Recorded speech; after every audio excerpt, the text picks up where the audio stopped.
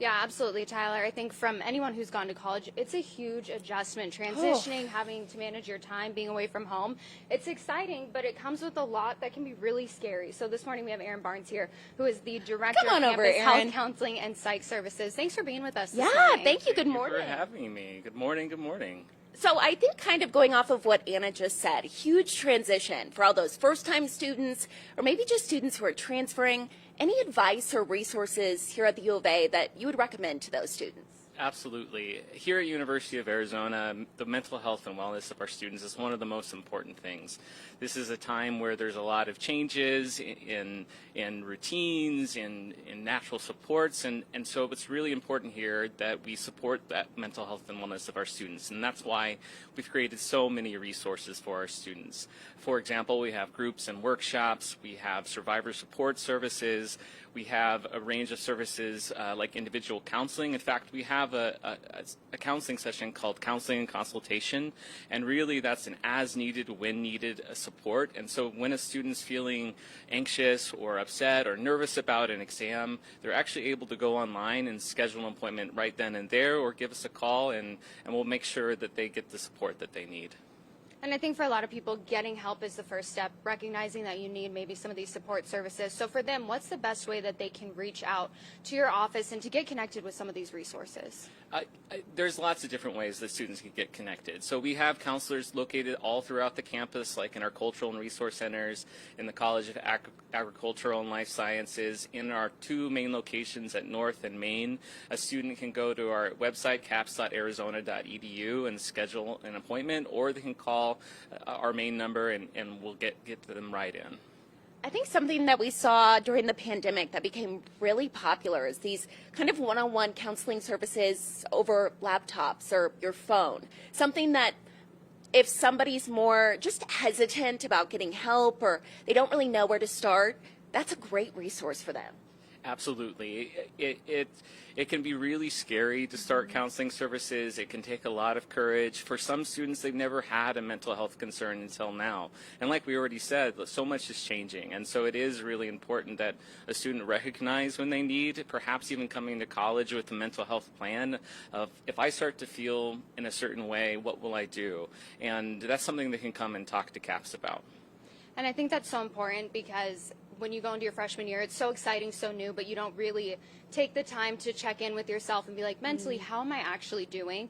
And so have you seen over time kind of some of these programs help with retention rates for students who might feel overwhelmed by everything going on at the University of Arizona, everything the school has to offer? Absolutely. I think the retention of our students is a group effort. CAPS and Campus Health is a member of Student Affairs, and there's so many resources in our division that are available to our students.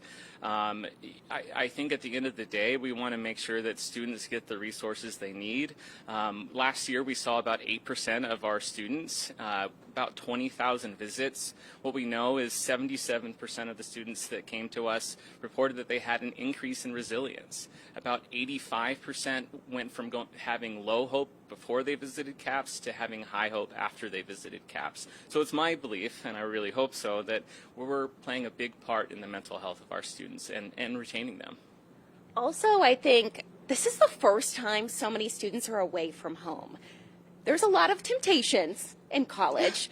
Any advice on that? I know before, I believe I've talked to you about different programs that you've had surrounding alcohol or drugs and kind of people that are just nervous. They don't know what to do.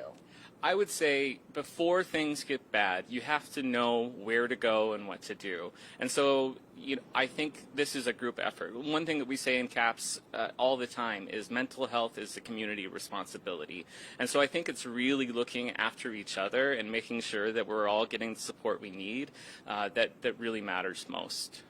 And for students, is this something that's available to them for free? How do they pay for it? I think that that's a huge concern because you come into college and you're like, wow, it's so easy to spend money. So is this something that is available for free to these students? Yeah, we have a ton of free resources available for students. We have same-day crisis support. Our groups and workshops this year are free for the first time. But in addition to those free services, we have paid services. So we have a low fee-for-service cost. We accept insurance. But I think I'd want every student to know, especially our first-year students, that if they can't afford services, that those services are available to them for free. We've been we've had a lot of generous donors through the years that make it possible, and so we've never ever turned away a student just because they couldn't afford our services. So all the student has to do is ask for support, and we'll make sure that they got it. Okay. Thank you so much, Erin. We appreciate it. Well, of course, with that, there's a big emphasis on public safety and being safe while you're at the U of A this year. So we want to send it over to Jack Cooper, who's live at UAPD this morning with more on that. Jack, good morning. Anna and Carson, good morning. Yeah, there's a lot of stuff that we're going to go over in the next couple of minutes, but to do that is Officer Andrew Valenzuela with UAPD joining me this morning. And thank you so much for joining me. I know it's early, but we've got a couple of things we're going to go over. A lot of students are going to be heading back to campus over the next couple of days. I guess just some things for them to keep in mind. As we begin the semester today, on this first day of classes, we're very excited to have everybody back. But as you said, Jack, we want to share some things with our students, things that they ought to know. You know, one of the recurring questions about is what kind of crimes are most recurring here on campus, and those are property crimes. One of the largest property crimes that we have on this campus, as experienced nationwide, is bicycle theft. Students should know that they can register their bicycles for free with U of A Parking and Transportation Services, and inclusive of the effort to try and mitigate those thefts, we also have a bait bike program, and the program itself is designed just as you might think, with some type of bait out there in the community on our campus. With the variety of systems that are watching those bait bikes. They're not marked, so people don't know where they are or what they look like. But it's also a deterrent, and it also allows us the ability to return bikes to the owners in the event that they are stolen and promptly reported to us. And then when we talk about public safety, campus safety, I think everyone has seen these big blue emergency poles over here. I guess kind of talk to me about how they work. And then you said that you might be able to show us a little demonstration of it as well. Is that right? Of course, of course. So we have over 300 911 call boxes around campus. Some of them look like this blue pole here. They're also located in garages, the parking lots, in the elevators, all of the elevators that the U of A maintains on campus, inclusive of some of the classrooms on campus. They are very easy to access, they're very easy to see. As you can see, they're illuminated by this blue light during dark hours, and they all carry, of course, this a blue color on the pole. We've also added just this summer, before the beginning of the term, there are these stickers here with a QR code. It explains more information about how they work, and it also leads the consumer of the QR code to a variety of other emergency and crisis support resources available to all our community members. So if a student or anybody here on our campus feels that they are in danger, feels unsafe, they need to call police, don't necessarily want to use their cell phone to do it, in an emergency, they simply approach any one of these systems here. They will press the button, and then you'll see what happens next.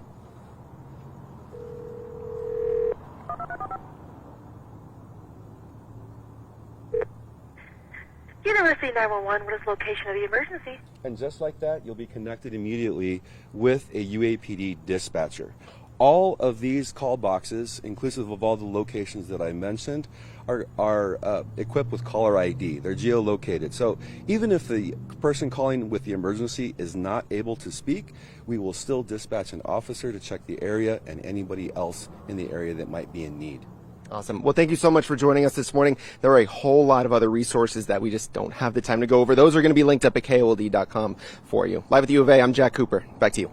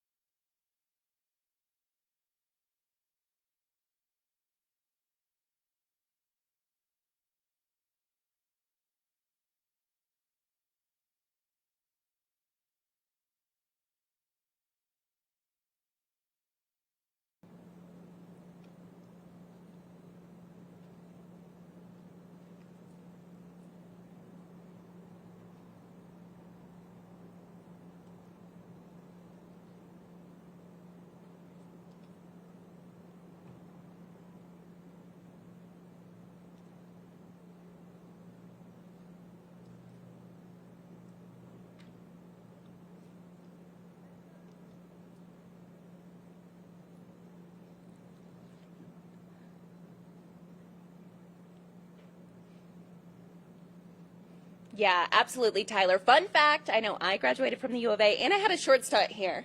Anna tried.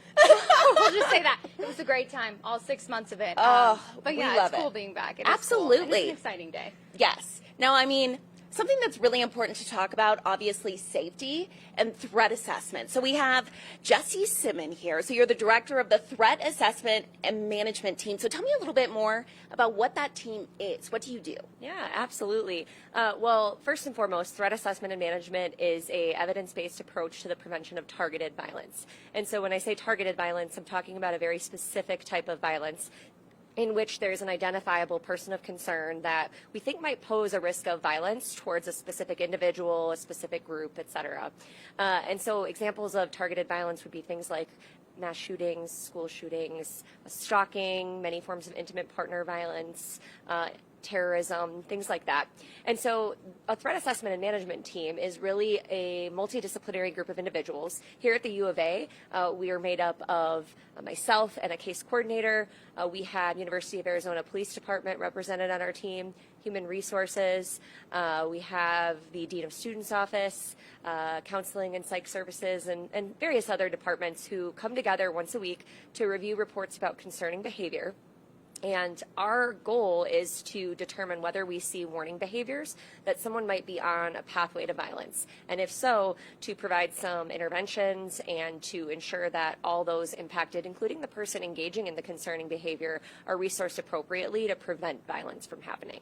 No, I think there's definitely the bystander effect. You see something, but you're kind of like, oh, well, somebody else will say something. How important is it that if students see something concerning on campus, they report it to you? It's incredibly important because, they don't necessarily know who's all seeing the concerning behavior, right? We know that sometimes people are demonstrating concerning behavior across various entities on campus. And so when we have people that might be reporting from, let's say their roommate sees something concerning, but then also their professor sees something concerning, and we get both of those reports, that's really important information for us to have to understand that, okay, this person might be struggling in various areas of their life on campus right now, not just in one area, and that can really inform the threat assessments that we perform and the intervention strategies that we determine. I think something that obviously comes to mind, social media kind of making this an even bigger threat. So we know the individual that was kind of on Greek Life who made the threats there. That's one example of where your team would step in. Yeah, anytime someone sees something, whether it's in person, whether it's in a written assignment, if we're talking about maybe a professor getting a concerning written assignment, if it's on social media, some kind of thread or some kind of post that doesn't seem right. I like to tell people that if it makes the hair on the back of your neck stand up, it might be a threat assessment and management team issue.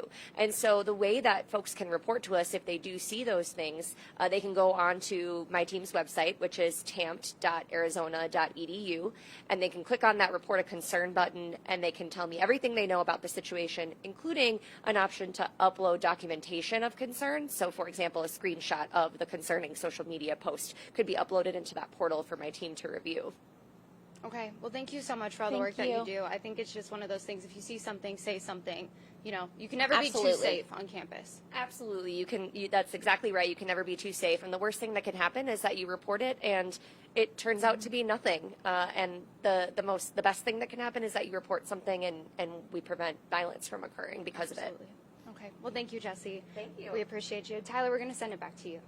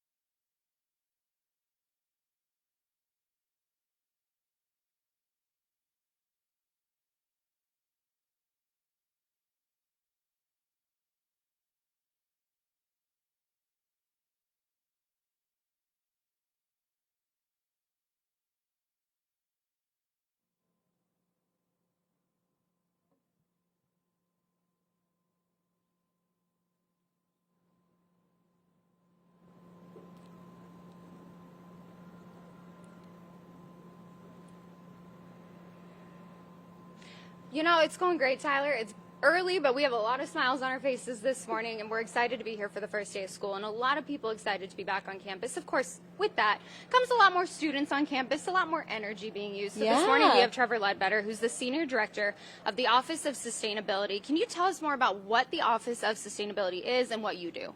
Yeah, of course. So the Office of Sustainability here on campus consists of a team of 9 full-time staff and about 25 to 30 part-time student employees in a given semester. And we are all working to make the university more sustainable. And that really is everything from waste reduction, and so working with the University of Arizona Compost Cats program and working on recycling, to decarbonizing the university, using water more efficiently, those sorts of things. And Trevor, we were talking a little bit before, but something that you said is just huge here on campus is how much energy is used. You are working to reduce that. So tell us a little bit about the Climate Action Plan here at the U of A. Yeah, so we have a lot of partners that we work really closely with here on campus. University Facility Services is probably the largest because they are the ones that ensure that we can come to work and come to school and learn. At the same time, we have a lot to be working on to make the university more sustainable. And so the Sustainability and Climate Action Plan is our first ever attempt to really figure out how we meet our commitment for climate neutrality by 2040 while also doing things like reducing water use, improving the culture of sustainability and climate action on campus, and those sorts of things. And part of that is the ENR2 rooftop garden. Can you tell us a little bit about that? What is it?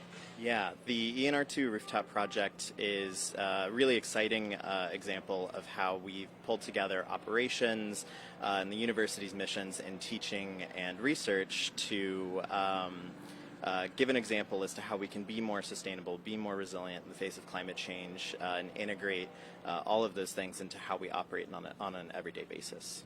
Is there any other plans that you want to talk about just regarding making the campus greener? Yeah, so the Sustainability and Climate Action Plan is really our biggest. We're looking at how we decarbonize by 2040, and we are also looking at how we reduce water. Water is the second most important thing to the campus and Tucson communities. And a great example of how we're already doing that is the university already uses about 90% reclaimed water here on campus for all of our irrigation needs. So anytime you see us watering the mall during the day, or the fantastic arboretum that we have here on campus, 90% of that is irrigated with reclaimed water, which is something that a lot of people don't know. And so we're looking to really replicate things like that across campus in order to make us more sustainable, and to do that hand in hand with the Tucson community. Wow, very cool. Wow. Thank you so much. We've got folks watering out here behind us, doing Yeah. some landscaping work. And it all looks great, even with that It irrigated does. water. We appreciate it. Thank you. Well, we want to send it over to Jack now for something else that's happening on campus right this minute. Carson and Anna, good morning. Just a couple of minutes. We're going to raise the colors here on the other side of Old Main from where you are. And joining me is Captain Sean Powell with the Naval ROTC. Thanks for joining me. Real quickly, just kind of run me through what everyone's about to watch here and listen to as well. Absolutely. So what you're about to see is a color ceremony that really this occurs everywhere around the globe at every military installation. Today we're at U of A, obviously, for the ROTC program.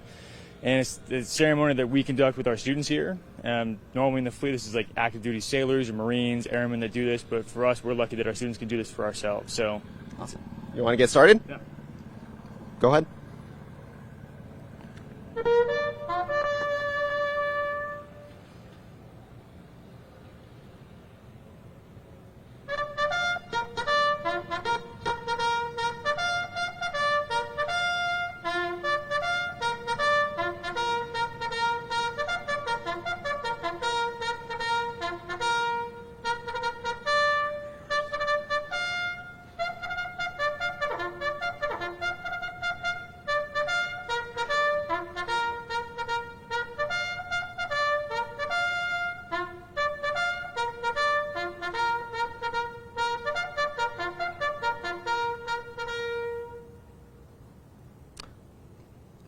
And coming up just in a couple of minutes, the Naval ROTC is going to be back talking to Anna and Carson on the other side of this break. But for now, reporting at the University of Arizona, I'm Jack Cooper, 13 News.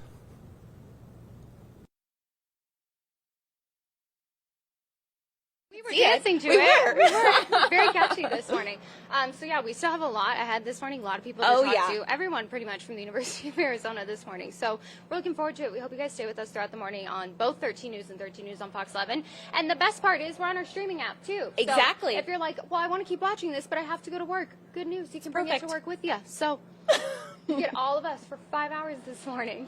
Oh, we are looking forward to it. So stay tuned. And again, the sun isn't even up. I know. We still got a lot have of excitement. A lot of way to go. A lot of ways to go. So yeah, we look forward to it. We'll send it back to you guys in the studio.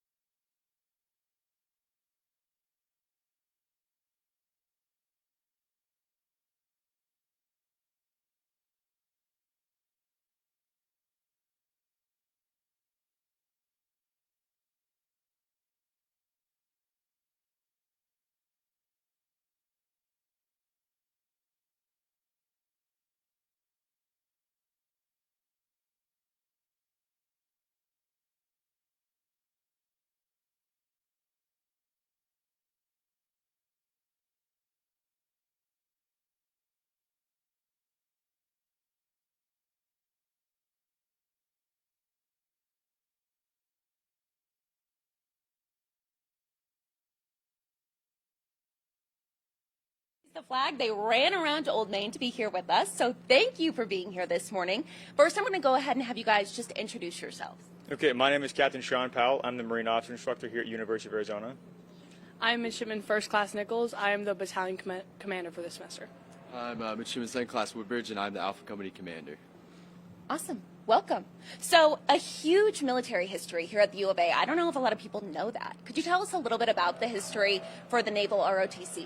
Yes, ma'am. So, for the Naval ROTC, we're relatively new, actually. So, the ROTC here started in 1984.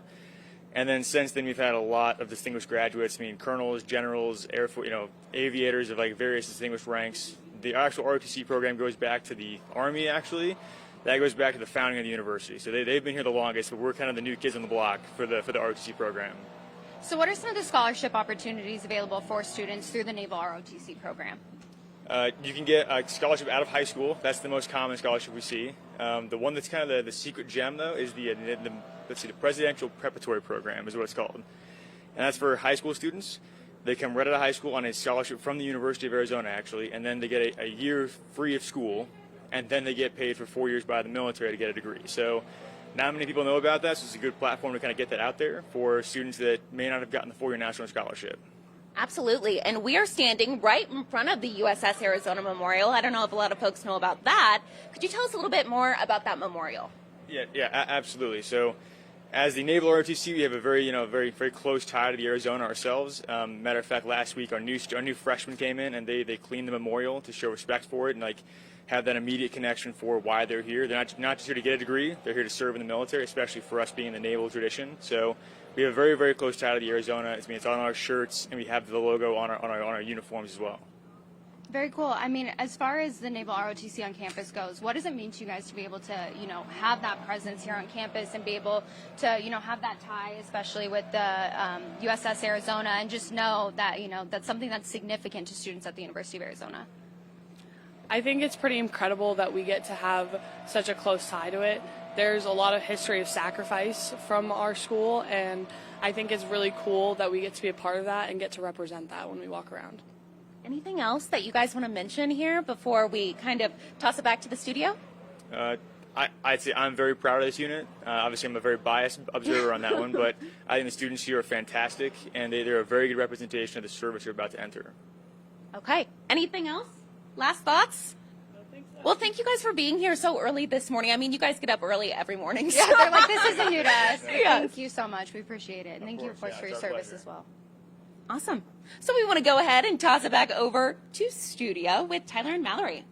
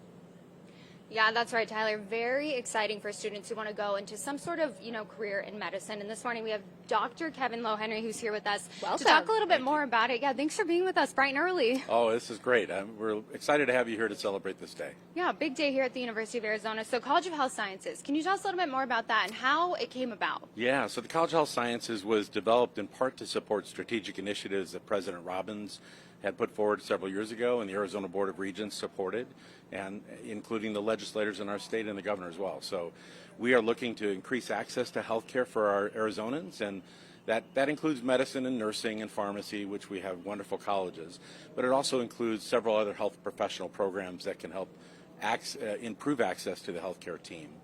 I know during the pandemic specifically, we noticed a huge shortage of doctors and nurses, just really people in the healthcare field. So is there a goal here that hopefully some of these students, they stay local and then help us here at home? Absolutely. So we have a lot of students who have sought the professions that are in our college elsewhere, and we'd really like to have them stay in Tucson and stay with us and continue to be serving Arizonans when they graduate. So what are some of the specialties that are offered under this new college? So currently we have 2 active programs that enroll students. There's a clinical translational sciences program, which is focused on both master's and PhD education for biomedical sciences research. We also have a genetic counseling graduate program, which is an exciting program that expands healthcare access to genetic questions and genetic testing. And so our students in that program, I just had lunch with them last week. They're super excited to be here and get going, and they want to get out and contribute to the challenges that we have with finding good genetic information. And then we have 3 developing programs that are approved by the Arizona Board of Regents, but they're currently in the process of getting accreditation and getting their licensure. And those programs include our Doctor of Physical Therapy program, which is a 3-year doctorate that'll be starting next fall if accreditation goes well in January, which we expect. We also have a physician assistant program, which is one of the fastest growing professions in the United States. That's a master's degree that'll be starting in the fall of 2026 with accreditation approval.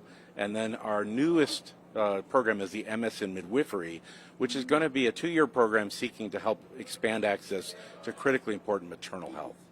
And that's kind of unique, is it not, the midwifery program? Yes, so we're one of the first midwifery programs on this side of the Mississippi, and really the focus is trying to build access to maternal health and women's health. We have a maternal health crisis here in the state of Arizona, and these graduates are going to make a significant difference, particularly in our rural and native populations here in the state. Wonderful. I just think it's all so cool, and especially when we're seeing the healthcare crisis that we're currently seeing. It's nice to know that you guys want to make such a huge impact and such a huge difference with that. Absolutely. Even as a Tucsonan coming here 2 years ago, we've experienced challenges finding a primary care provider here in the city. So imagine how hard it is for our rural and native colleagues as well. So I can't even imagine. So these programs all hope to do that, and we'll be exploring more to expand that access to other health professions too. Okay, well, thank you so much for being here with us bright and early, as we mentioned. We do want to go ahead and toss it on over to 13 News reporter Jack Cooper. He's at another new building on campus, the Andrew Weil Center for Integrative Medicine. Jack, good morning. Carson and Anna, good morning. That's right. A lot of new stuff happening this morning at the University of Arizona. But to go over more of it is the director of the Andrew Weil Center for Integrative Medicine, Dr. Stephen Dahmer. Thank you so much for joining us this morning. A lot of exciting stuff happening here. I'm going to let you talk about it. You're the director. You're the professional. You know all about it. So what do people need to know? Jack, we're just so pleased you come to visit us here in front of our new home, the Andrew Weil Center for Integrative Medicine. This is a brand new building that really features the 7 core concepts of integrative medicine. And it's decades in the making. Dr. Weil's mission and message for integrative medicine is being adopted by the healthcare community at large. We've trained thousands of healthcare professionals, physicians, healthcare practitioners with our online programs and our immersion experiences right here in the Cantor building behind us. There's an interactive kitchen. Again, built into the building is a recharge room, is connection with nature, are those core tenets of integrative medicine. Awesome. So you were telling me before we went on the air that integrative medicine and being here in Tucson at the U of A kind of go hand in hand. It's a really big spot for the U of A. A lot of stuff that happens here, right? Absolutely. We're so pleased to be here. Tucson in many ways is the birthplace of integrative medicine. Integrative medicine is on a mission to transform healthcare, and that puts patients first. And in many ways, it's focusing on that patient that makes things different. As a physician, I've been focused on disease and symptom management the majority of my career. Integrative medicine flips that that on its head and we start to focus on that innate healing potential of people, believing in the power of health and focusing on that from an evidence-based perspective. Awesome. And then real quickly, for people that don't know who Andrew Weil is, big deal here in Tucson, really all over the country, but kind of give me an idea of who he is for people that might not know. Yeah, Dr. Andrew Weil, you picture a nice, full, beautiful beard, in many ways a mentor of mine, the founder of integrative medicine, and really leading this movement. Many of us are disillusioned with healthcare, and Dr. Weil has been at the forefront ever since I was a young medical student at changing that and focusing on people, focusing on health, and doing that through integrative medicine. Awesome. And then last thing, a couple of things that are going to be taught here that people can look forward to. Yeah, I mean, that's what we're really excited about because we're here in the heart of Tucson, the heart of the University of Arizona campus here in Tucson, and we will have new programs such as Centered at the Center, where for the people of Tucson, we start to bring them in and all of us can learn about integrative medicine, make it practical in our own life, utilize some of these core tenets, some of these teachings to be able to change our lives for the better and to appreciate our health more. Awesome. Well, thank you so much for joining us this morning. We're going to have all this information. There's a lot that we just threw at you. There's a lot that we've been throwing at you all morning. But all of this information about this new building as well is going to be up at KOLD.com very soon. Live at the U of A, I'm Jack Cooper, 13 News.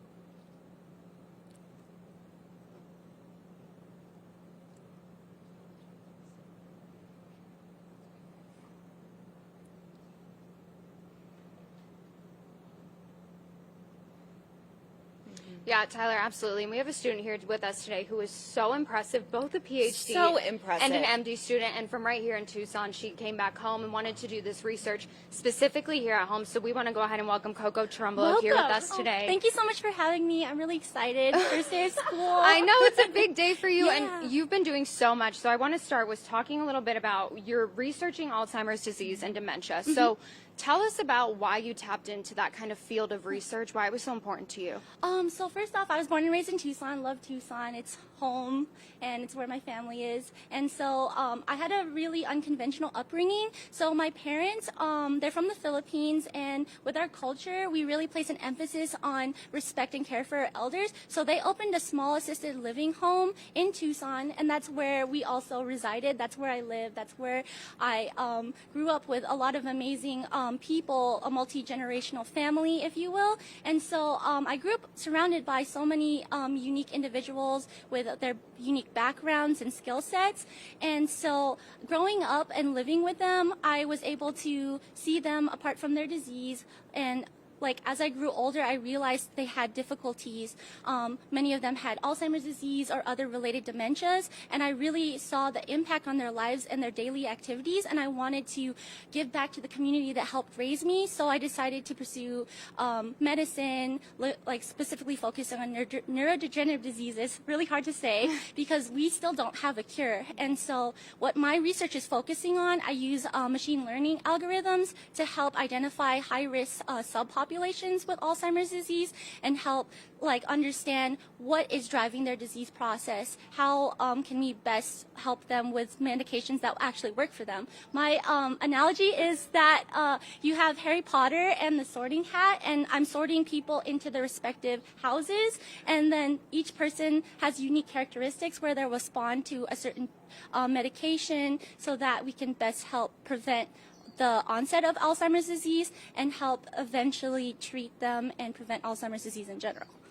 Wow, I would say that is very impressive. Also, I would assume that your family is just, when you kind of told them the news that this is what you wanted to do, growing up with all those individuals in the assisted living facility, what are they saying? Are they so proud of you? Oh yeah, they're really excited. They're watching right now. I love that. So tell us a little bit more about these individuals too. And you said they're kind of the reason why you wanted to study in this field, but they were really so much more than that. You said they were like your family. Yeah, they were like, so my grandparents are in the Philippines. I still have like only one grandparent left right now. And so like these individuals became my grandparents. I called them like aunties and uncles. And so they were able to bring me to like preschool for the first time, like go in the like on Grandparents' Day. And like individuals that really stand out to me is Aunt Florence, who lived to 104 years old. Wow. So she had an amazing memory. So what I really want to do is help people live that experience, make sure that people, like their family members, have the ability to have memories, long-lasting memories with them, and preserve their dignity as individuals. Because having a neurodegenerative disease, it's so hard. It affects not only the person who has it, but their family. You go day by day, like people can have periods of lucidity, but then they might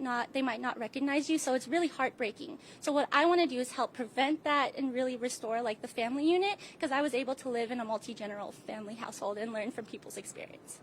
Wow. Yeah, thank you so much for all of your Thank research. you. And- Yeah, you are so sweet and so smart. Yeah, I mean, I have no doubt you're going to change the world. So thank you, Coco. Thank you. Well, of course, a lot of students going out to change the world today for the first day of school. And Mallory, what is the weather going to be like for those students heading out to class today?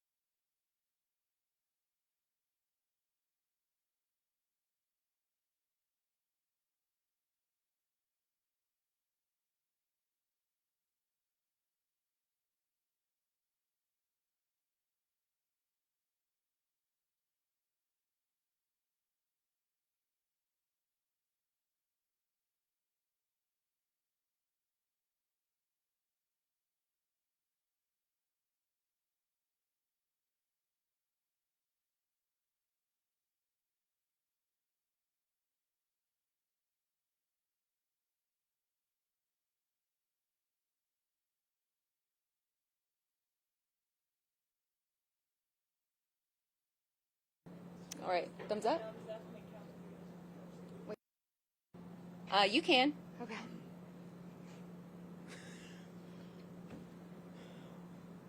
Hey friends, thanks for joining us on our 13 Plus live stream this morning. We are here at the beautiful University of Arizona for the first day of classes for students. We've had a lot of fun so far this morning and a lot more fun to come. Oh my goodness.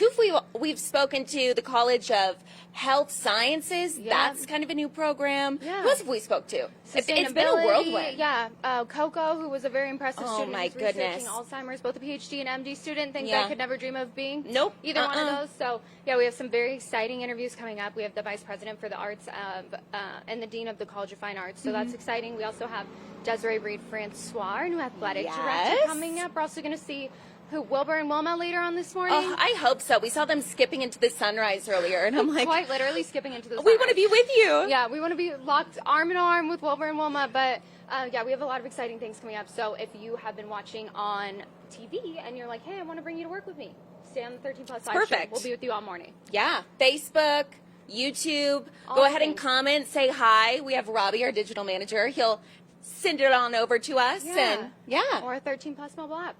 Perfect. Easiest way to get it, yeah. So I know.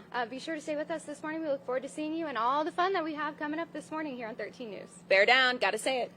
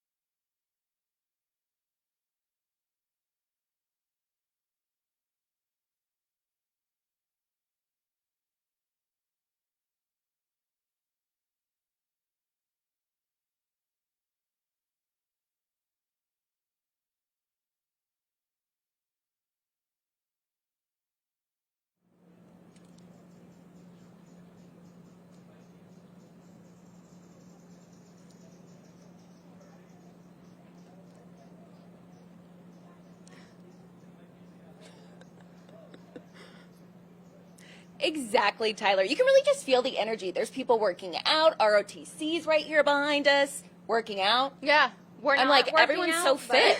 Yeah. We're not, but it is nice to be out here this morning. It's beautiful. Beautiful first day of class. Absolutely. So we do want to start here. We have Andy Schultz. So you're the vice president and the dean of the College of Fine Arts. We were talking a little bit of, explain to me how you can be both. Sure. So, good question. I was hired as Dean of the College of Fine Arts, which has, as you may know, 4 academic schools. I always say them in alphabetical order, so I have no favorites. School of Art, School of Dance, School of Music, and the School of Theater, Film, and Television. In 2019, we decided to make a pretty bold effort to expand the role of the arts on campus. So we created a broader division, and this was part of the U of A's strategic plan. And so we created Arizona Arts, which is not only the College of Fine Arts, but also a whole series of arts presenting and engagement units. Things like the University of Arizona Museum of Art, the Center for Creative Photography, Arizona Arts Live. And we did that really with 2 goals in mind, pretty ambitious goals. One was to ensure that all students on campus, regardless of major, whether they're majoring in dance or they're majoring in plant science, have opportunities for meaningful experiences in the arts. And then secondly, to ensure that the arts play a really robust role in the university's engagement mission, the land-grant mission of community engagement, partnership. And so, on the one hand, my academic role is as Dean of the College of Fine Arts and the Chief Academic Officer. Then I have this broader campus-wide role to think about the role and function of the arts really across our campus and its value for everything we do on campus and beyond. So heading into a new school year, are there anything specifically that you're looking forward to the most when it comes to Arizona Arts, or anything that you're super proud of? Yeah. Well, obviously it's the first day of classes. You said that earlier. And by the way, I had no idea the campus was so pretty at 6:30 in the morning. I know, it's gorgeous. You're like, I'm going to come out here every morning my at 6:30, first time. Right? People in the arts are not morning people, Yeah. but it's great to see it. I'm most excited, I guess, above all, about our new students. We have a really fantastic and very large cohort of new students. We have about 400 new students in the arts, and what's exciting about that is this is the 4th year in a row that we've had the largest cohort since 1988. So there's enormous interest in the work we're doing. Students want to come here. They want to study the arts. That might be kind of surprising after COVID and the disruptions. But I think in part it's because, on the one hand, we have really incredible programs with national reputations. We were talking off camera about the School of Dance, which everyone knows really well. Yeah. But all of our schools, whether it's in film or we have one of the highest ranked photography programs, we have a program in classical guitar that people come from around the world to engage with. And so we really have incredible quality here in that regard. And what we've done more recently is created a whole range of other kinds of opportunities for students, new BA programs, which are not professional training programs. We're meant to provide broader access. You could combine a BA in music with a degree in psychology. And so that's one of the ways we're reaching more students and really thinking about how do we engage across campus. So that's what I'm most excited about. I guess the other thing I would say is every year we produce, present, and perform something like 700 events across all of the parts of our division, and so that programming is really exciting, and it begins in just a couple of weeks with some of the really exciting offerings from Arizona Arts Live, and then continues throughout the fall with amazing student performances. We have a really exciting musical coming up, which is called Bright Star, written by Steve Martin and Edie Brickell, and having a chance to see all of that unfold, and it's different every year. And the student work is especially exciting because our students get to be, in front of audiences in ways that's different in other academic units, and for them to have that chance is really amazing. I'm also someone who just is a sucker for what it's like to be on a college campus in the fall. Yeah. To me, there's no more, and I know you guys both experience this, there's no more exciting place, and the students always seem to be the same age somehow. I don't know how that is. So, I think we're filled with optimism and excitement. Absolutely. Okay. Thank you so Yeah. much. A lot to look forward to. Sure, yeah, there sure is. And I hope we can see you guys at some of those things. Absolutely. Just Yeah. let us know when, and we'll be there. Well, All we want to right. send it over to Jack with something else very exciting that's happening on campus this morning. Carson and Anna, good morning. That's right. We've been checking out new things really all throughout the morning, and now something that's not necessarily new, been here for a couple years, but there's more of them now, are these little Rover, the little robots. If you've been on campus, you've seen them. We're actually, Carson and I, are going to send something over to you. I have Michael Omo joining me. He's the executive director at the Student Union. He's going to put some food and some drink in there if it wants to open up for us. This is a live TV for you, everyone. Maybe it won't work. Maybe we'll have to walk it on over to you. We're going to try and get that actually figured out. 1 second. But if you do want to kind of talk to me, maybe while you kind of play around with it, if you do want to talk to me just about being here at the Student Union, these rovers, people see them all the time, these little robots. There we go. We got it open. Don't worry. So we're going to put the food in there, the drink also. And then as soon as he closes it, what it should do is it's programmed to come over to Carson, over to you at Old Main. So we're going to give it a second, but we're going to talk about just the rovers in general, because you know a lot more about them than I do. So good morning. Yeah, the rovers are one of those innovative technologies we have here on campus that is really fun. We have about 50 robots that do delivery every day. We had to wake up this one early today because normally it wakes up at 8 o'clock. Then it goes to bed around 9 o'clock. So it's one of those things where it's a pre-programmed to be able to know the campus and where it's at all times, and so it doesn't hit anybody. There's a certain perimeter around it that it makes sure within 1 feet of a person that it doesn't hit anybody. Awesome. Thank you so much for joining me. You were going to follow it just a little bit right now. You can see it stops at these crosswalks as well to make sure there's no people coming. So Carson and Anna, hopefully in just the next couple of minutes, you should have some bagels, some coffee. There it goes. We'll see you over there at Old Main in just a few minutes. For now, reporting live at the University of Arizona, I'm Jack Cooper. Back to you.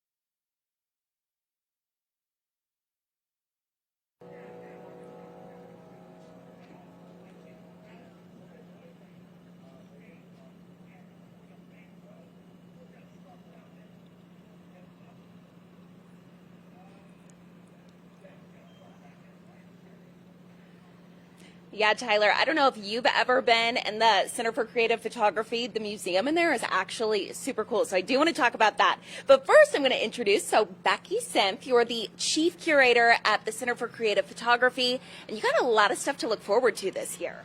Yeah, we're opening a new exhibition about the photographer Luis Carlos Bernal. He's a Mexican-American photographer, and he was born in the 1940s. In the 50s, he went to that other school, the one we don't like to talk about down here. But he ended up coming back to Tucson and taught at Pima Community College, building a program there. And then the 1970s and 80s was photographing his Chicano community. And we have his archive at the Center for Creative Photography and are opening a big new exhibition of his work. That is very exciting. Super cool. I think that will mean a lot to people here just in the Tucson community as far as culture goes. That's something that's so important. But aside from that, so the Creative Center for Photography is recognized as one of the world's finest academic art museums and study centers. I think that's really impressive that we have something that's so distinguished here on campus. What does that mean to you? Yeah, it was founded by Ansel Adams and then University President John Schaefer, and they were interested in this idea of collecting archives, so not just photographic artworks, but all the things that teach us about the makers. And so it's like we're responsible for the legacies of these various artists, and that's true for Luis Carlos Bernal, too. His archive is at the Center for Creative Photography, and so when we show his work, we're talking about his life, his career, his goals, his passions. And so it's not just about what pictures we put up, but about the lives that these people have lived. Absolutely. And I know that you guys opened in 1975, so your big 50-year anniversary is coming up. Obviously, you have a lot of plans underway for this year, but any plans for the Big 50? Well, actually, the Bernal Show will still be on the wall, so people can come see it then.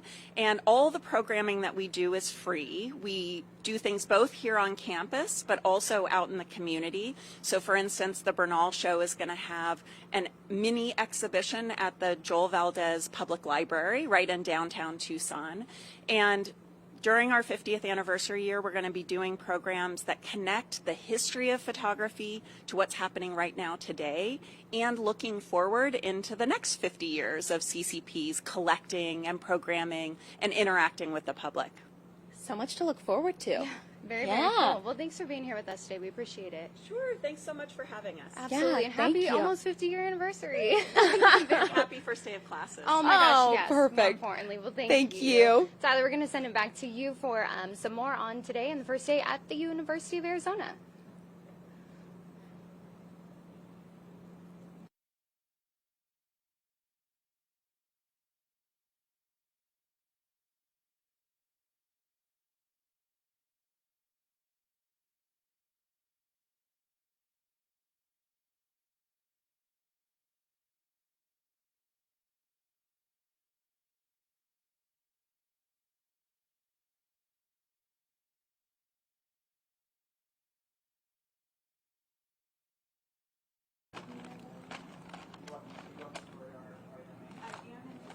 Oh.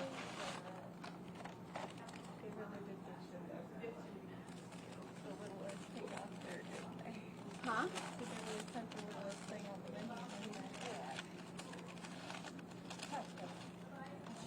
Somebody turn that down. Oh, yeah. Do you want some cream cheese? Maybe. I have some in the bag. What is next? What are we doing? Desiree, but I think you said 7:14. So you'll probably have a tease before that.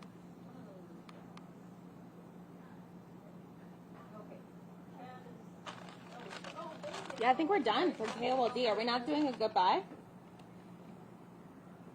Do they not have you on there one more time for the? I'm surprised they don't have you on a tease to the max. Yeah. One showdown. Wouldn't you think they'd be? Are we Is not there in not the like goodbye? a goodbye?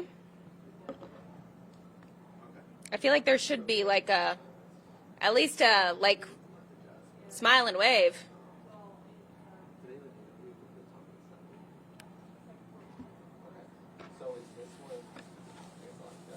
Set dressing, set dressing. Yay.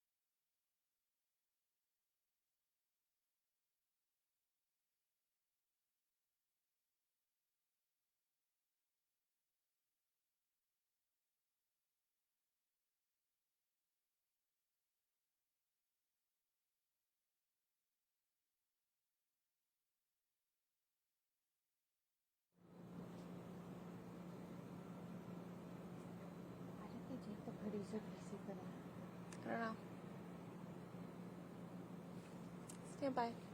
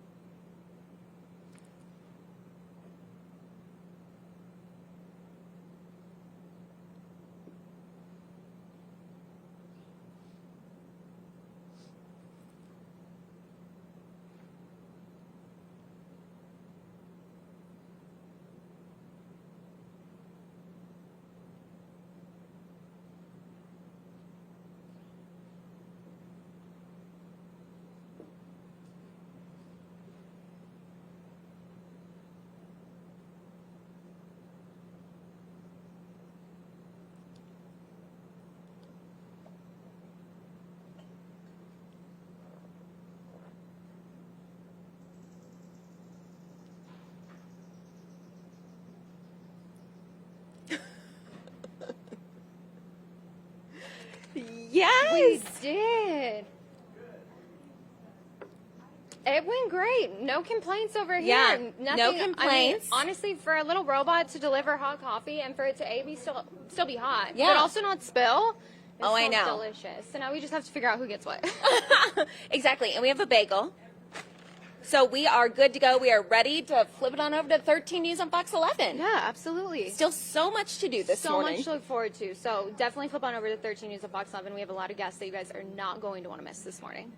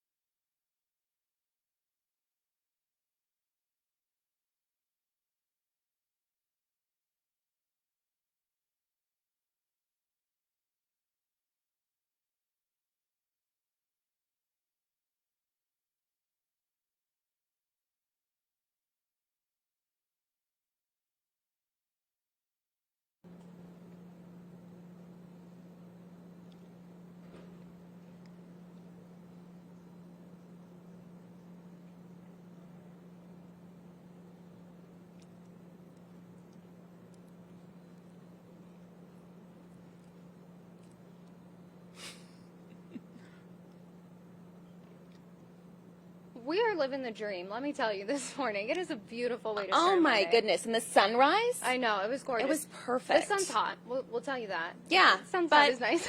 You know what? We're excited. It's the first day of class. First day of class, first day of kicking off a new school year, new conference, all the fun things. All the fun things. So, of course, we have to talk about where Bear Down came from. As a U of A alum, I think I get that question so often. Why are we the Wildcats, but we say Bear Down? So I want to introduce here Bobby Torres. You're the professor of agriculture education, but also you know a lot about the traditions here at U of A. I do. I have a fortune of teaching a course called The Heritage and Traditions of the University of Arizona for students around campus and online.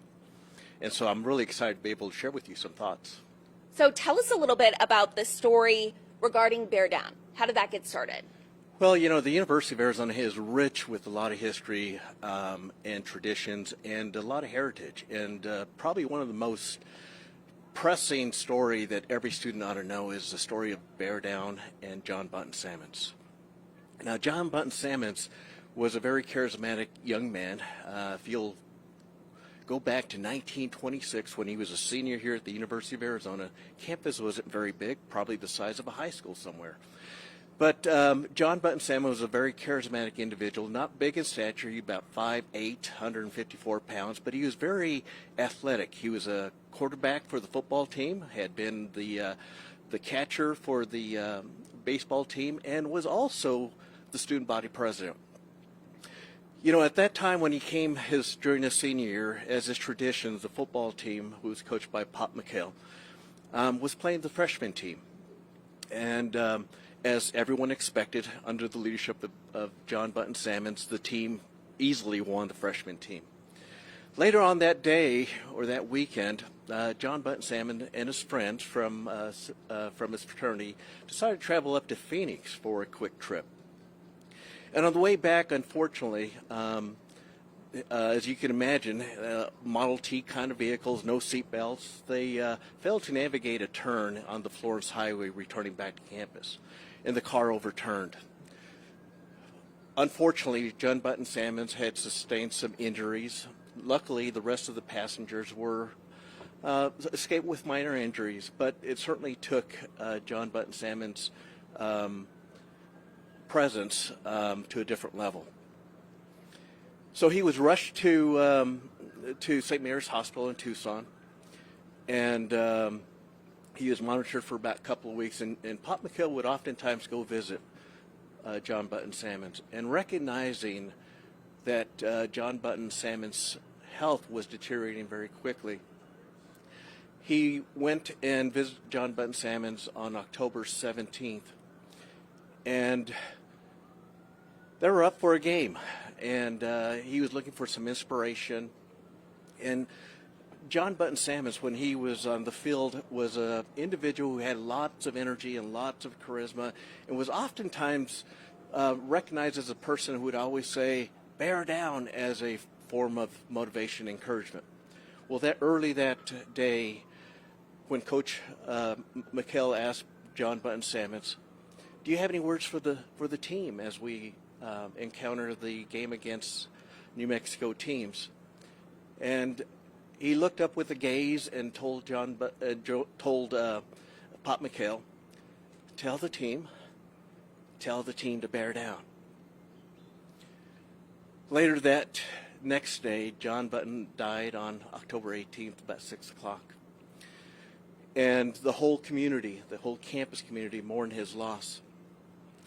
And it was such a devastating loss to the community, having lost a very charismatic, very athletic, a person with leadership, a person who people rallied around, that it said that there was a funeral procession that went to Greenlee that was the length of 3 miles.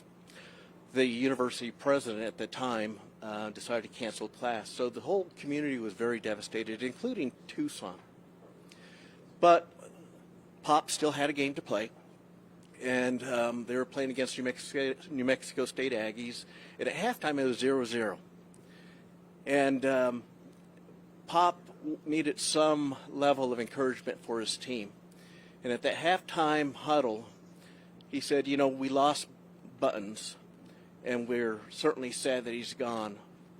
But he did tell me before his passing a message for you. And he said, bear down. Well, it inspired the team so much that they went out there and they ended up being New Mexico State Aggies 7-0. And so the story goes on beyond that, certainly to the point that the spirit of John Button Salmon has sustained over time and will continue into a lifetime because of his legacy and his battle cry. In fact, they liked the spirit of his encouragement that later on in 1927, 1928, the student body requested that Bear Down be painted on top of the newly developed, newly built gymnasium. It was called the Men's Gymnasium. Later on in 1983, they finally formally changed it down to Bear Down Gym. But the point being is now, while something happened in 1926, still plays very active in terms of our current spirit. Yeah, 100 years later. 100 years later, that Bear Down is not only a battle cry on the field, it's a battle cry in the classroom. Yeah. It's a battle cry that really communicates this tenacity, failure's not an option, this endurance that we still live with today. All because John Button Salmon's told us, bear down. And I think a big part of Bear Down, of course, is the pride of Arizona, making that possible and making that heard here on campus. We actually want to toss it over to Jack right now, who is live with the pride of Arizona for a special little performance for all of you this morning.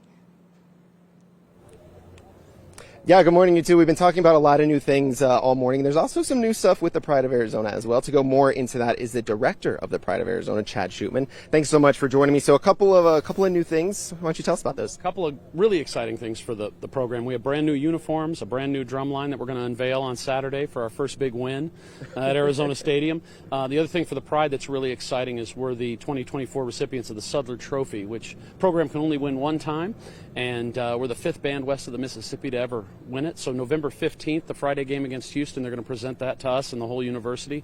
And it's a traveling trophy like the Stanley Cup. And LA Times called it the Heisman Trophy of Collegiate Band Awards. So we're really excited about it. I have the best students on campus, over 100 different majors in the band.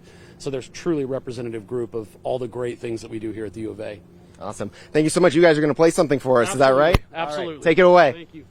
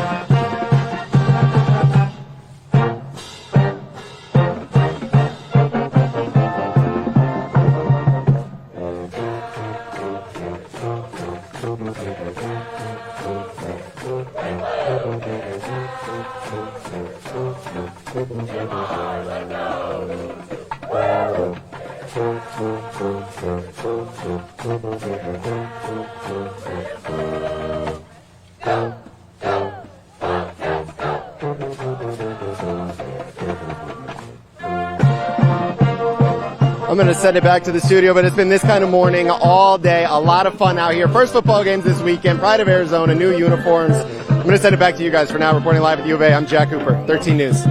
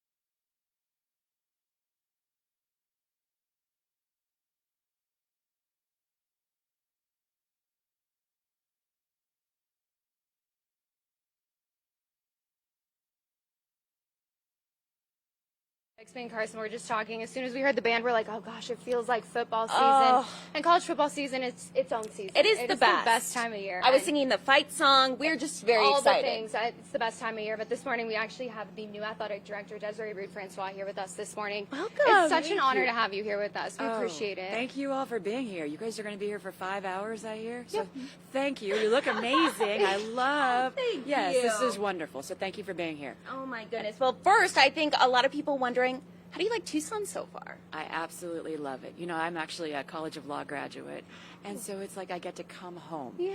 But, you know, we were talking about it the other day. The food scene here is incredible. Like, I knew how beautiful it was. I knew how incredible the people were, but I wasn't prepared for the food scene. So every night we have an incredible meal. Oh, I love that. Yeah. So, of course, a lot of people talking about going into a new conference. What has that transition been like for athletics? Are they excited for it? Is there any, kind of intimidation, I guess, heading into something that's not the Pac-12? Intimidation? No. Not Yeah, at all. you're like, absolutely not. Not at all. We have T-Mac and Fafita, we're fine. Exactly. We're number 21 in the country, and we keep score for a reason. And it's not about participation trophies. So we're excited about it. And, really what I love about it is an opportunity to plant our flag. The University of Arizona is a national brand, and I can't wait for the rest of the country to really be exposed to it. Instead of just playing out west, we get to play across the nation, and that's fantastic for our fan bases. It's also great to have people from Morgantown, West Virginia, come over and experience how special Tucson is. Exactly. And maybe some folks at home are like, sports aren't really my thing. It's a huge thing for the economy, too. Having all these people travel in and be able to watch our Wildcats, it's really exciting. Absolutely, and really good point. And right now, without all those new kind of fan bases coming in, we represent, I think, $266 million in annual economic impact every year to our state. So we have to be successful. We recognize our responsibility, not just to our 508 student athletes, but to our entire state, and we can't wait. So one of the things that I say more than probably anything, Oh, I which know what she's Carson gonna knows, say. is let the women do the work. And I think it's so inspirational to have the first female athletic director here at Arizona, but also just a handful across the country. What does that mean to you? It's a privilege and it's an honor, but quite frankly, it's a responsibility. Yeah. We have to do incredible work because we have to keep the door open for that next group. And really what I cannot wait for is when my future granddaughter, when she is asked what's it like to be a great CEO, not what's it like to be a female CEO. Wow. Snaps to that. We love that. I just got chills. I know. Yeah. But that is the future, and you're leading the way, so thank you for that. Well, thank you. You all set an example and provide context and hope for a lot of young ladies, too. So thank you both. Well, thank Thank you. Congratulations, and Bear down. Bear down, go Cats. Bear down, go Absolutely. Cats. Absolutely. Yes, let's go. And we want to send it over to Mallory this morning, or to Tyler, one of the two, in studio with Somebody us this back morning. home. Mallory, it's warm outside if we're sending it to you. Oh, yeah. The sun. This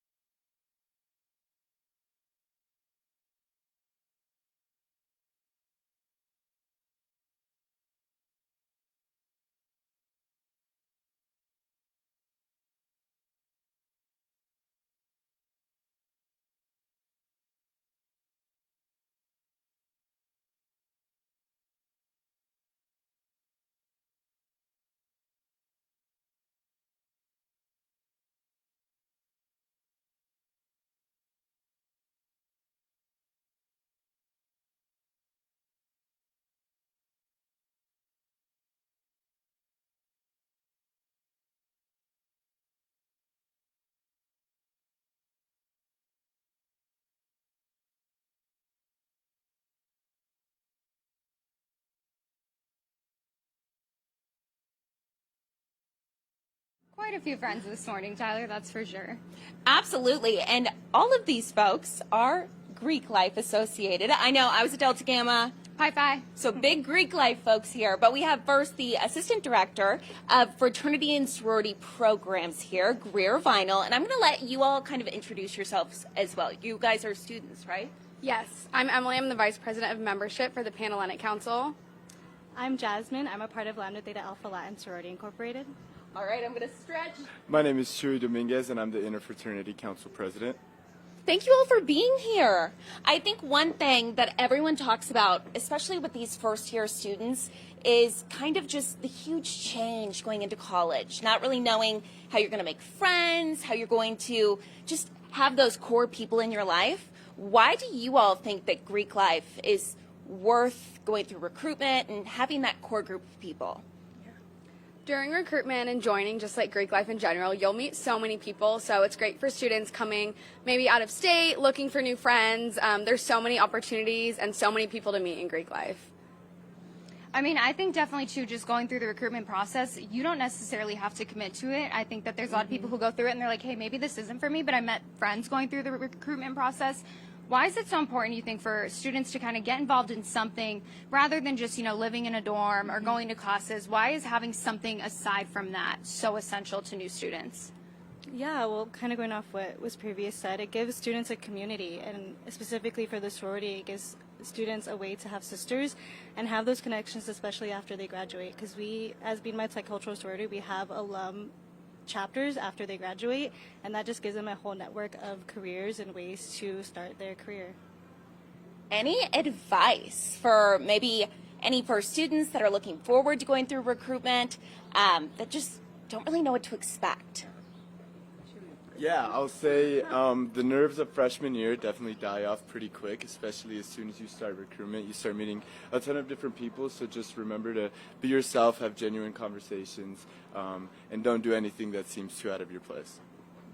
I think one of the things we wanted to touch on real quick is recruitment's different this year. So when we went through, it was the year before or the week before school started. It's different this year, though, right?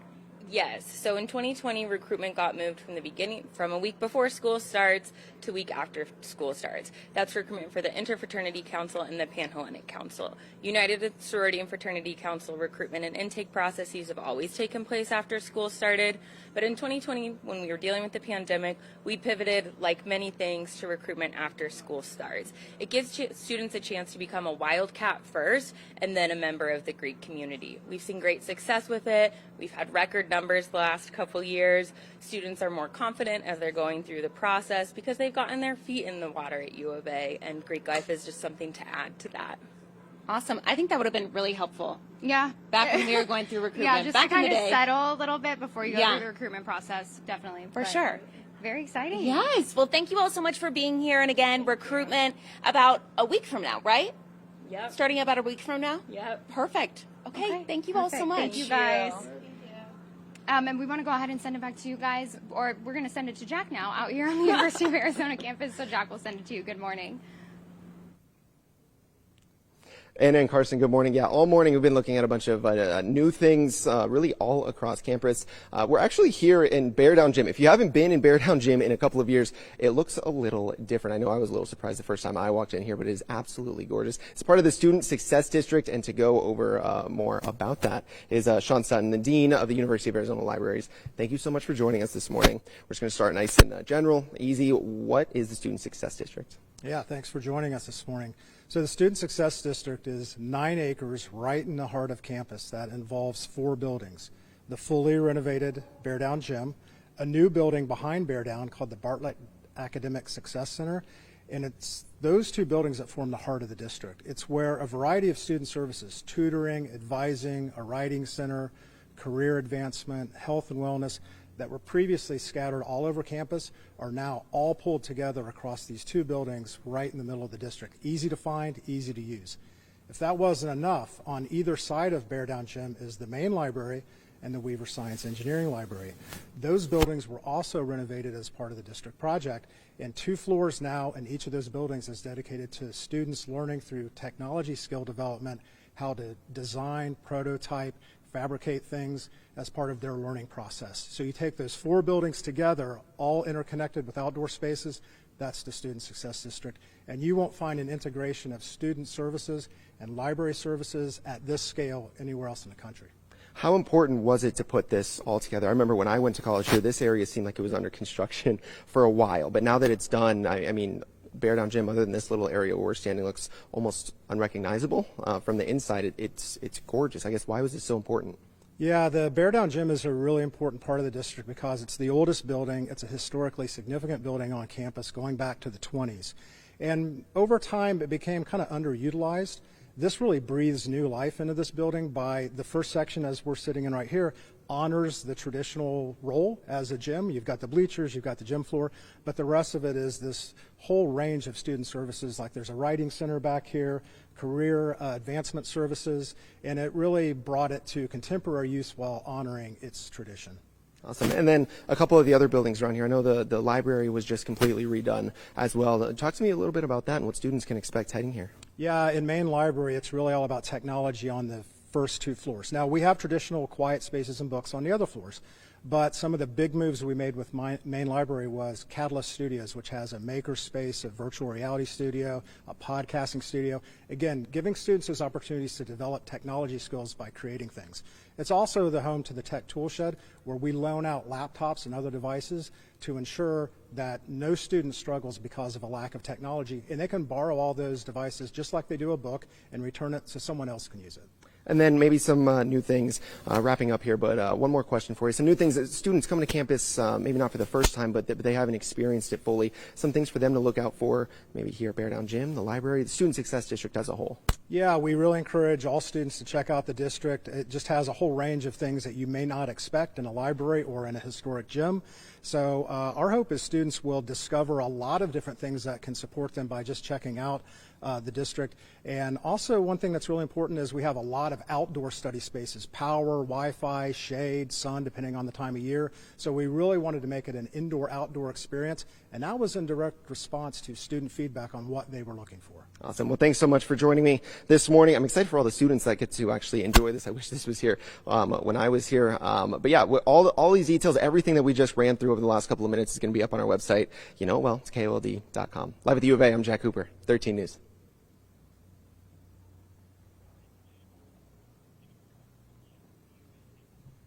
That was fantastic. Good. Thank you so much. Yeah. You're terrific, man. Yeah, that was fabulous. Thank you.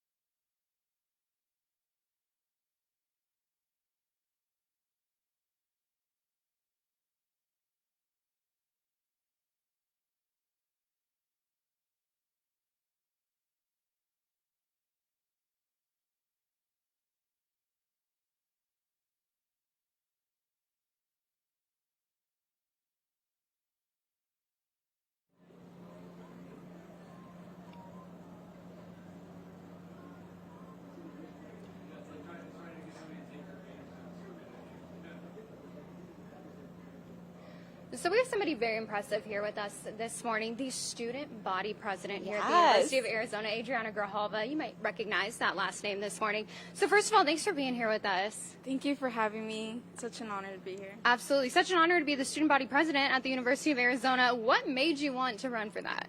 I truly wanted to be a voice of change for students and advocate on a higher level. And honestly, just U of A is an amazing school to be at, and I'm happy to be representing students. Well, we were talking a little bit during the break about how safety is something that's really important to you. Tell us a little bit about your goals for the university and what you're hoping to do within the coming year. Yeah, so safety was something that was highly, when I was campaigning, an issue that students told me about, and it was something I really wanted to work hard on. Our lighting, our parking, making sure students feel safe here and they're coming here because it's a safe environment. So expanding on safety, what are some of the things that you guys have done this year to make sure that students do feel safe on campus? I mean, I went here for a semester, Carson went here. I would say that in general, it is a pretty safe campus, but obviously there's room for improvement all the time. Yes, so I've definitely been communicating with our Office of Public Safety, UAPD, Risk Management Services.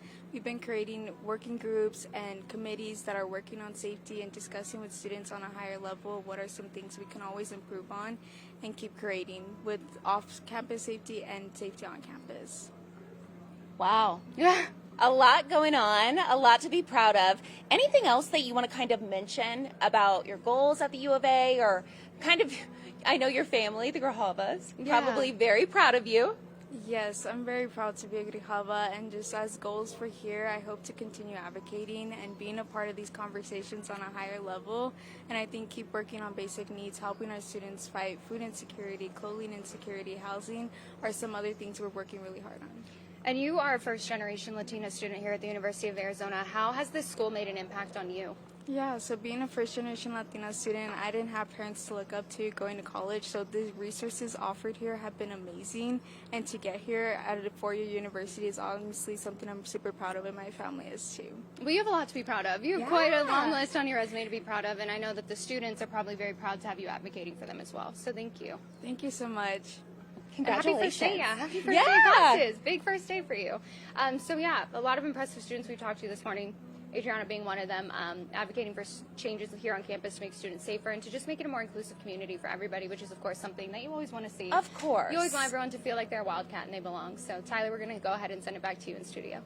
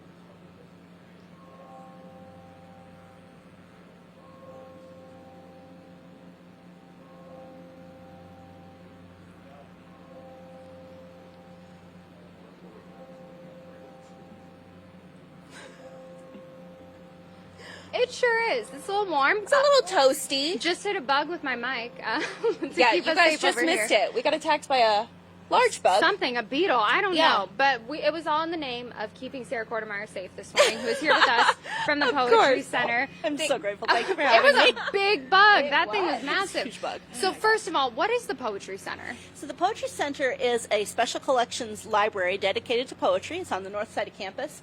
And we've got about 60,000 books, millions of poems, and a great AC system. So we're a great study spot as well for students. Love that. When you go here, you understand the AC, very important, so that's awesome. But tell us a little bit about some things that you're working on this year. What's new? Yeah. So we have a great reading series coming up. We've got the National Poet Laureate coming in December. And then I'm running the library side of things. So we've just finished up a really massive captioning project. We've got an archive of poetry recordings going back to the 60s. And we've just finished transcribing and captioning the entire thing. It's about 12,000 media files and about 6 million words we've added. So we've now got this really accessible poetry archive that is available to anybody with an internet connection. It's online. That's very cool. So for the people who maybe aren't familiar with the Poetry Center, where is it? Where can students find it? And what is it for? What is the, I guess, purpose of the Poetry Center? So we're on, like I said, we're on the north side of campus. We're over by we're at Helen and Vine, so it's just about a block north of Speedway. And we exist to kind of preserve contemporary poetry and help people access the art form in any way that they enjoy. So we have a lot of books folks can come and browse, but we also host readings throughout the year so that folks can hear poets read in their own voices, which is often really useful to help people feel like they're in a conversation with poetry. We host classes and workshops throughout the year, and we even host kids programming, and we send teaching artists into the school. So we're dedicated to trying to help people be in the conversation about poetry in any way that's comfortable for them. Very cool. What is your advice to maybe any poets out there that might be a little nervous about going and reading their work in front of other people? Any advice for those in that situation? Practice in front of a mirror, and then just come to some of our readings. You'll kind of see how folks navigate that space and navigate the public performance aspect of it. We have readings on Thursday nights throughout the semester. We've got one coming up this Thursday, actually, and we can help and we can show you how people do it. Yeah, just rip the Band-Aid off. Yeah. Well, thank you so much for being here with us on this warm first day of classes. We do want to toss it on over to 13 News reporter Jack Cooper. He's got some more information about a thermal vacuum chamber. Jack, what does that mean? Carson and Anna, good morning. Yeah, a lot of new stuff here at the University of Arizona. The building that we're in right now, the Applied Research Building, one of the newest on campus. We're going to get into that in just a second. But joining me this morning is Erica Hamden. Thank you for joining me. You're a professor and director for the University of Arizona. Oh boy, I was practicing. Space Institute. Does that sound right? That's right? Yes, a lot of names this morning. So kind of talk to me about the Applied Research Building and what you do here. So this is the second newest building on campus, and it was designed to basically provide facilities to do all sorts of testing for space flight missions. So that includes things like this chamber behind us, which is a thermal vac chamber, and we put spacecraft or like a satellite or an instrument in it, and it simulates the conditions of space. You pump it down so there's a really good vacuum, and then you can heat or cool the instrument so that it mimics like the conditions that it would get, being out in space where it's getting roasted by the sun all the time. We also have a mission operations center here. We have an anechoic chamber, which is this really cool chamber that you should see sometime. It's all these like cones, and it basically is a perfectly quiet chamber, so all the sound is dampened. So when you go in it, it's just very weird. And we have a couple of other test systems, and basically this building is really unique for a university. This thermal vac chamber is the largest on any university campus. We can fit really big spacecraft inside, which is pretty cool. I was going to have you talk to me more about it. The backstory about how the U of A got it as well is kind of interesting. Yeah, so this chamber was used by an aerospace company in the 80s and 90s for a bunch of testing, and then they upgraded to something different. So they put it on eBay, and it was on eBay for like a while, and then we purchased it, and actually the cost of transporting it from New Jersey to here was about the same as the cost to buy it. And then we've been refurbishing it, putting all new pipes and ventilation and everything. And so we're finally ready to turn it on, and then we'll be able to have some spacecraft come in and get tested. Awesome. A lot of exciting stuff here. One more exciting thing. I was told that you have a very successful TikTok channel as well. Kind of what goes into that? What are some of the things that you post on there? So I just make these like really silly kind of short videos that are about random things in space. It's almost never like topical. It's just like, oh, what happens when you go into a black hole, or what's the coldest temperature ever recorded?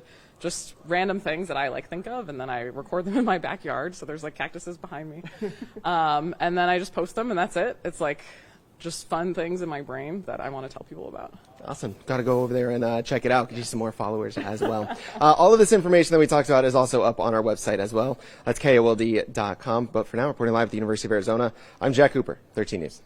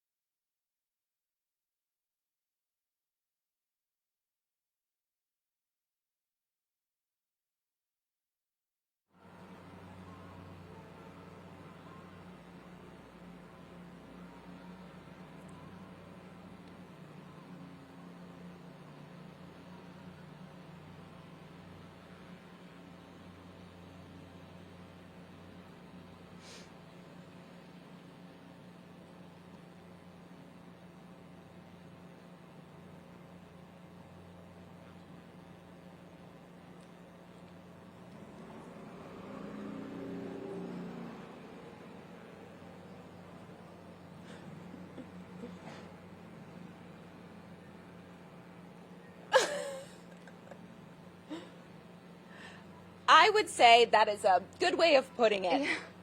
Walter here, Walter Romer, has been talking to me a little bit about this CatSat over the commercial break, and I'm just mind blown here. So we want to go ahead and kind of talk a little bit about the time that we're doing this right now.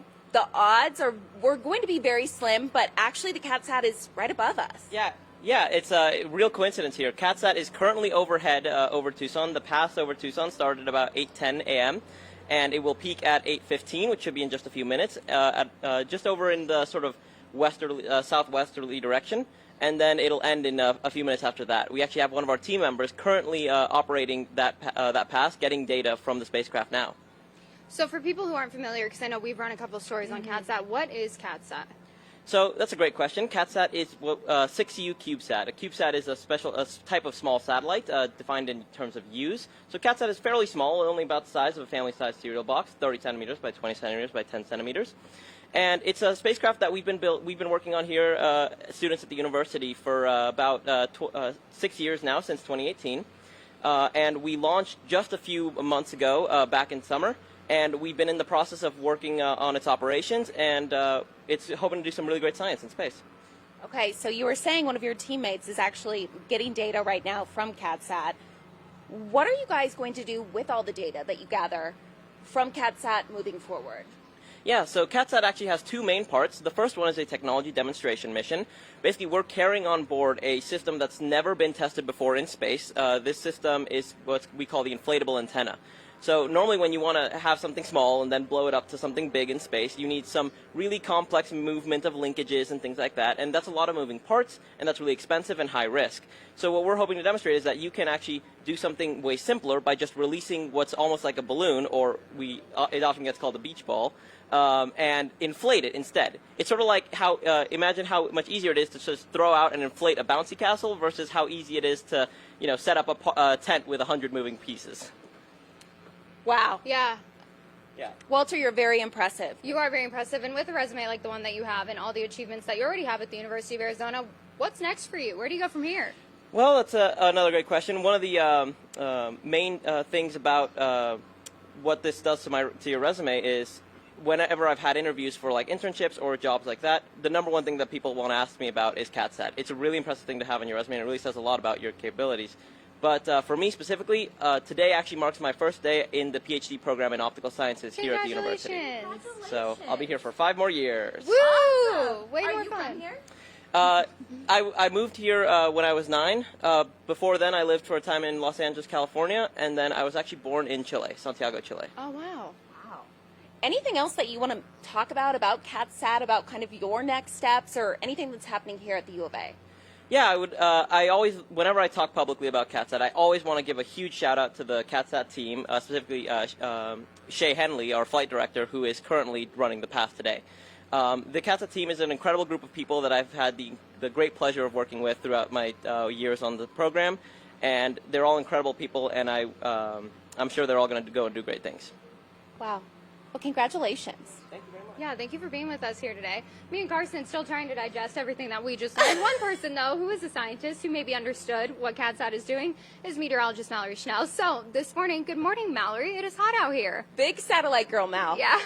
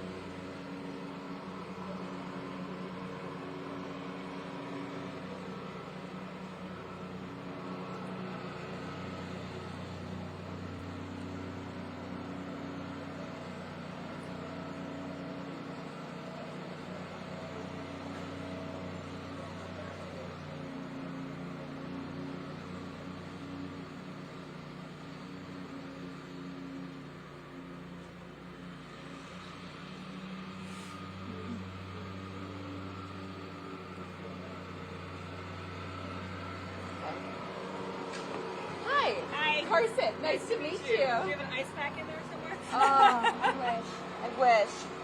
Okay, so I think Anna's gonna start by introducing you. Okay. And then is there any specific, did you see the questions that we were going to ask? Okay, any other specific ones that you want to kind of talk about? No, I think I can get at whatever we need to say with the ones you're asking. Cool. Perfect. Free shot.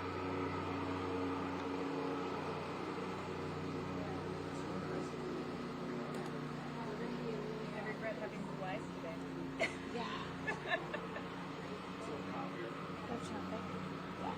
Yeah, so we are like in, I'd say 30 seconds here.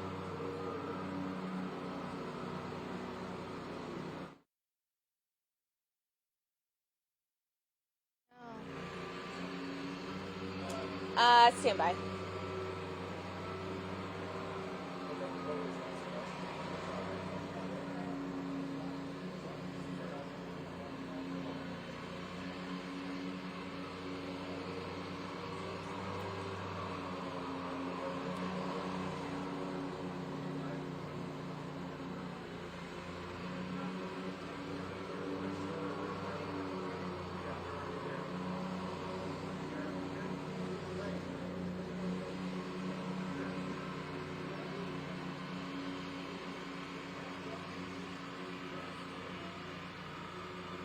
Yeah, Tyler, that's exactly right. We saw it towards the end of last year, and of course, heading into this year, there are the same concerns with it being an election year and with the war in Gaza still going on. So today we have Chrissy Lieberman here, who is the interim dean of students. So I think that's a big concern for both students and parents this year heading into a new school year. Obviously, the right to free speech and to demonstrate on campus, but how do you make sure that that's not stepping over the line and not, potentially impacting safety here on campus? Yeah, so there's a lot of things that we do related to preparing for safety, mitigating risks. Obviously, if we know something is happening, someone's done a reservation for our mall through our campus use policy, the committee who does campus use has gone through and looked at all of the different elements of the event and done whatever we can to make sure that we're prepared.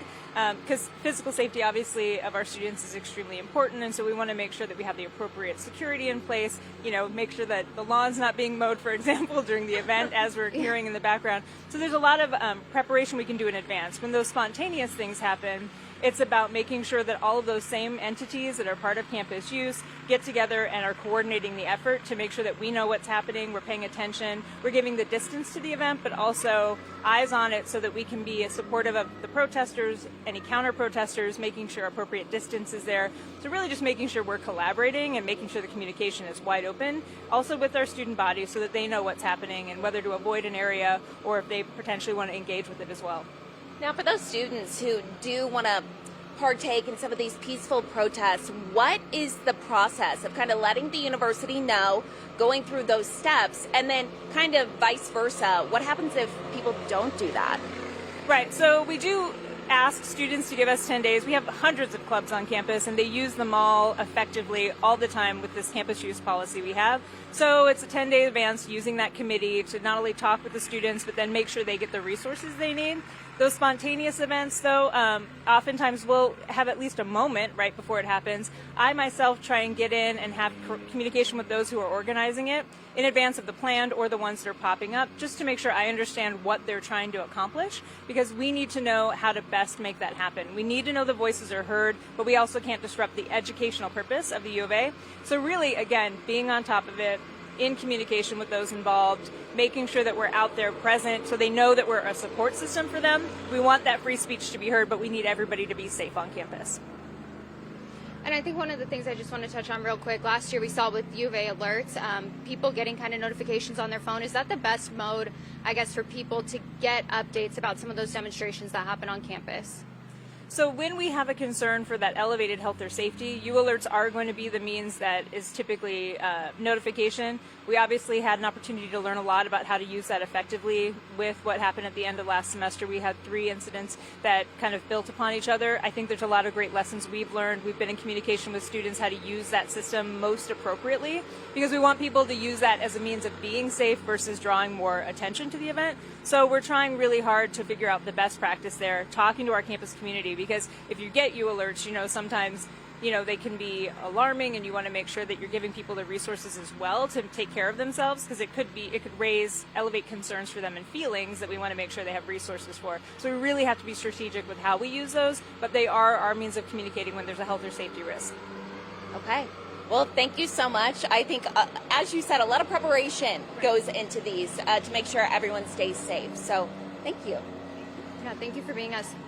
Thank you for being us. Thank you for being here with us today. That sounded strong, y'all. We want to send it over to Jack Cooper with more on a new program here at the U of A that's very cool that you can see all around campus. Carson and Anna, good morning. Yeah, we're still focusing on new things here at the University of Arizona. Now, what we actually want to show you, kind of give you a little demonstration about, is this new to-scale model of the entire solar system that goes all across campus. This is a look at one of the signs of Mercury. The sun is probably about 10 steps away from where it is. Give you a good idea. We're going to walk down this way. We're going to show you Venus is just right here. And then probably another, 10, 15 steps, and we're going to end up down here by the Earth and Moon. Now, this whole setup is about 3/4 of a mile long. It sprawls all throughout campus, and we're actually going to learn more about it right now with Dr. Zara Brown, who is a research associate here at the Department of Planetary Sciences. Hi. Thank you for joining us this morning. Thanks for having me. Talk to me about the model of the solar system here. Okay, so the scale model solar system is at a 1 to 5 billion scale. So that means both the planets and the distances between them are 1/5 billionth their actual size. So even though, the Earth here is only about 2 millimeters wide, it takes about 15 minutes to walk down to the end from start to finish. So it gives people a real sense of how vast our solar system is and how vast our universe is. Yeah, so we have obviously these planets are closer together, but as you start to go further down campus, people might not realize just how large our solar system really is. Yes, our solar system is huge. For example, Old Main is where Uranus is, Neptune is down by West Main Gate, and Pluto is all the way down at University and First Avenue. So that just really gives you a sense of how big the universe is and how big our solar system is, and that's one of the main advantages of this model. In addition to that, it's a work of art. So every plaque has a original illustration done by one of our alumni, Dr. James Keene, who's at Jet Propulsion Laboratory, and it's got information about the planets, including the amazing contribution that scientists here at the University of Arizona have made to studying each of these objects in our solar system. Awesome. So you said this is about a year old now. I guess kind of where did the idea come from, and why do this? This is something I've been passionate about since I was a kid. I tried to draw my own correct model of the solar system when I was about 10 years old, and I realized after a little while, I was like, Dad, I'm going to need more paper. So this is a dream come true, a long time in the making, and something I conceived of to do here at the University of Arizona when I was a graduate student here, and I was very lucky to be supported by the Arizona Space Grant Foundation to be able to make this a reality, and something that everyone not only associated with our university but in Tucson and open to the public, so that everyone can get that same sense of wonder and awe that I experienced when I was little. Awesome. Well, thank you so much for joining us this morning. It starts right out here in front of the Kuiper building, goes past Flandreau, then all the way down past University as well. You can come out here and check it out. Live at the University of Arizona, I'm Jack Cooper, 13 News.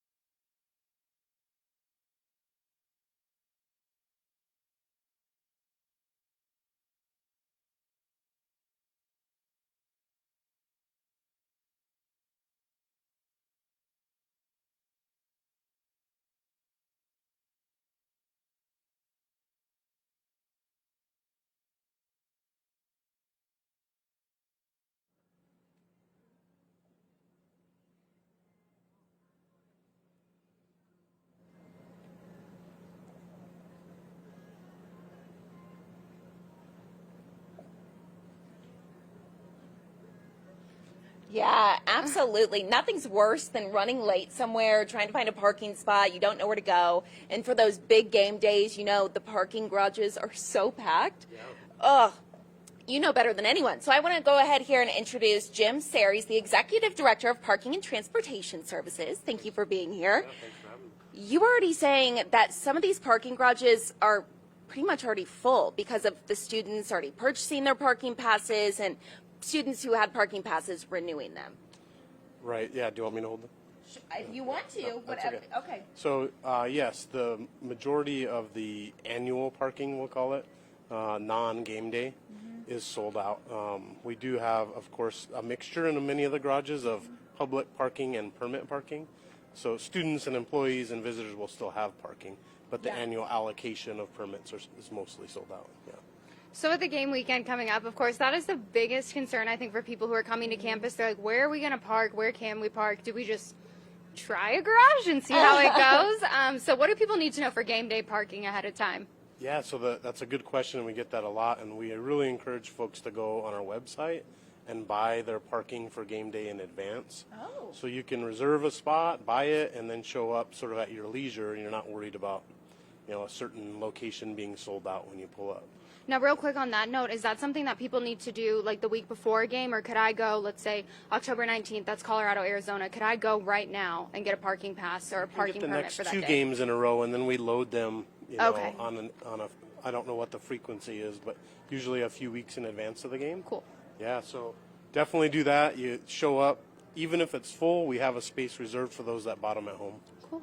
I didn't even know that. No, I didn't either. And I'm like, learn something new every day. Yeah, very valuable, especially for my parents. I'm like, they're going to be paying for the parking, so I'll tell them to go on the website. For sure. So tell us a little bit about the Passport parking app. So the Passport parking app is a mobile payment mechanism that we use in some of our garages on campus. Over the summer, we used it in more garages than we do on a normal basis, and that was temporary.